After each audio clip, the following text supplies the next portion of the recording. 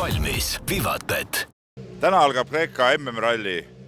Õhtu sõidetakse Ateenas publikukatse, kuid hommiku olid sõitjad veel Lamias siin suures rallipargis, tegid testikatse ja nüüd on juba, nagu näha siin Toyota Tergist, enamus autod on juba teel Ateena poole, ilmselt ka sõitjad, seal tulevad autogrammitunnid, tuleb siis lühike publikukatse ja nii edasi.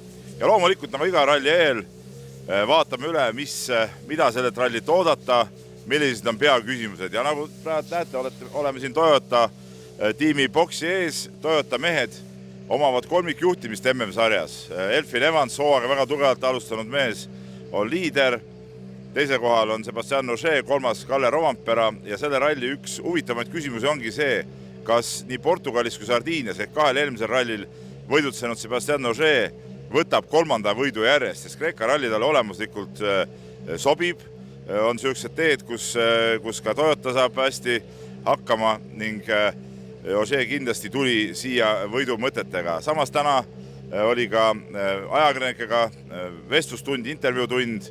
Seal küsiti tema hooajaplaanide kohta ka, mis on olnud viimasel ajal väga palju kõneaineks ja seal ütles selgelt ära, et näiteks maailmameistritiitel ei ole tema jaoks prioriteet ja ta selle peale ei mõtle. Ja seda ütles siis mees, kes saab MM-sarja arvestuses teisel kohal. Seega Elfyn Evansile ja võib-olla Kalle Rovanperale võimaldab selline avaldus kergemat hingamist. Aga loomulikult ongi huvitav vaadata, kuidas eesstartiv Evans kruusateedel, lahtise kruusal ta ei ole ei Portugalis ega Sardiinias hästi hakkama saanud selle eessõitja rolliga, kuidas tal näiteks Kreekas läheb. Ja ega Ogier endal ka lihtne pole teisel kohal minna, tee puhastamist ta temalgi oma jagu. Et võib-olla see on hoopis siis Kalle Rovanpera tund Toyota meestest, et tulla, näha ja võita. Nüüd oleme teise suure tiimi, Hyundai tiimi boksi ees ja loomulikult see on eestlaste jaoks kõige südamelähedasem võistkond olnud juba mitmed viimased aastad, kuna Ott Tänak, Martin Järveoja Hyundai roolis istuvad. Tänak siis MM-sarja arvestuses praegult 4. kohal, tiitlikaitsja Thierry Neuville, tema tiimikaaslane 5. Ja üks suuremaid küsimusi ongi see, kas Hyundai suudab Kreeka teedel Toyotatele vastu saada, sest Toyota on ikkagi seda MM-sarja valitsenud ja ei ole Hyundai ühtegi võitu sellele hooajal saanud. Küll aga peavad kõik Toyota mehed kindlasti Ott Tänakut kartma või pelgama. Kahel viimasel MM-rallil, siis Sardiinia ja Portugal on Tänak olnud teine. Portugalis ta oli ilmselgelt sõidu poolest kõige kiirem mees, kuid seal olid tehnilised probleemid ja võitleks selle pärast kaduma.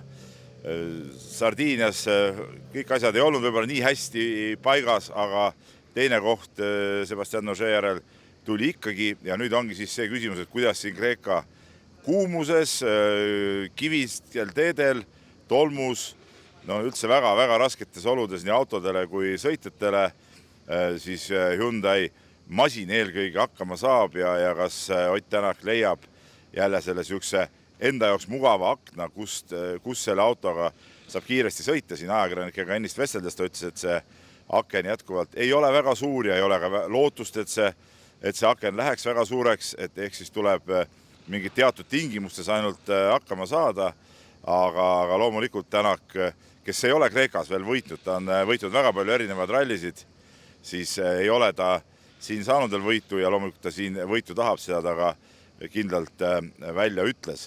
Ja loomulikult oli juttu ka sellest kuumusest, Tänak ütles, et ega siin midagi teha pole, tuleb ära kannatada, aga Thierry Neuville avaldas siin ka väikse saladuse, et siiski Hyundai meestel on teatud jahutussüsteem nagu sinna kuidagi nagu selja taha pandud, et hoida mingisugustki keha jahtumist, sest et temperatuurid autos ikkagi siin selles kuumuses, kus praegu ka seisame siin päikse käes ja siin on üks 35-6 kraadi kindlasti sooja praegu, et seal autos sõites temperatuurid lähevad ikkagi täitsa sauna temperatuuri tasemele.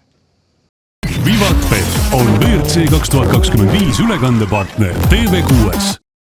Ja nüüd oleme siis kolmanda tiimi juures, M-spordi tiim. Ega siin väga pikalt millestki rääkida pole, et M-spordil viimasel ajal on rohkem küsimus selles, et kas mõni auto suudab kõik rallipäevad algusest lõpuni ka läbi sõita ja saada nii-öelda puhta tulemuse kirja, et siin Portugalis oli probleeme, Sardiinias oli juba esimesel päeval sisuliselt kõik mehed olid väljas ja eks võib-olla meie inimestele pakub kõige rohkem huvi siis lätlane Martins Sesk, et kuidas tema läheb, et Sardiinias ta suutis juba siis avapäeva esimesel pikamäel kiiruskatsel auto üle kaela keerata ja võistlus sinna tal jäi. Vahepeal sai ta sõita siin ühte ERC rallit Poolas, oli seal väga kiire ja nüüd siin Kreekas jälle tuleb teistsuguste olude ja teedega kohaneda. Vaatame, kuidas ta sellega hakkama saab, aga üldiselt M-spordi mehed ikkagi siin suurde mängu Hyundai ja Toyotaga võrreldes ei ole sekkunud ja nende võimalused on pigem ikkagi siis, kui sealt eest keegi ära kukub. Ja loomulikult on Kreeka stardis ka 2 Eesti noorema põlvkonna sõitjad, kes sõidavad Rally 2 või WRC 2 arvestuses ja Robert Virves siis Dokspordi tiimist sõidab Škodaga. Eelmisel rallil pidi ta sõitma enda soovidest aeglasema hooga, tiimi korraldustega tähtis oli auto finišisse tuua, aga nagu ta ütles meile eile antud intervjuus, siis siin on tal rohkem vabamad käed ja saab seda oma tempot sõita rohkem nii, nagu ta soovib ja eesmärk on mehel selge, püüda kohta esikolmikus ja arvas, et see on igal juhul realistlik. Ja Virves peab muidugi olema ettevaatlik, tal on eelmisest aastasid Kreekas päris hirmutav kogemus ka, kui tal kuumusest ja energiakaost tingituna hakkas halb siin ühe kiiruskatse või ülesõidu lõpus seal ja peab ennast hoidma. Ütles, on saanud head õppetunnid ja teab, kuidas ennast paremini joonel hoida.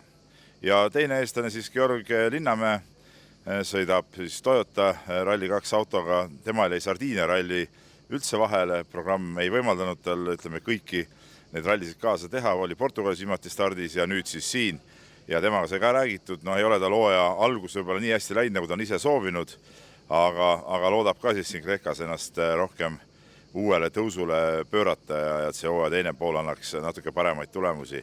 Igal juhul loodame, see Rally 2 konkurents on ülitihe siin kõikidel viimastel rallidel olnud ja seda on väga põnev jälgida, mõneti isegi põnevam kui WRC sarja ennast, et need mehi, kes suudavad siin kiirelt sõita, on palju rohkem ja loodame siis, et Eesti noored sõitjad saavad siin väga head tulemused ja on esikolmiku heitluses ilusti sees, et see võimalus on neil igal juhul olemas, kuigi konkurendid on siin tõesti kõvad, siin Solbergid, Gräzinid ja muud kiired mehed.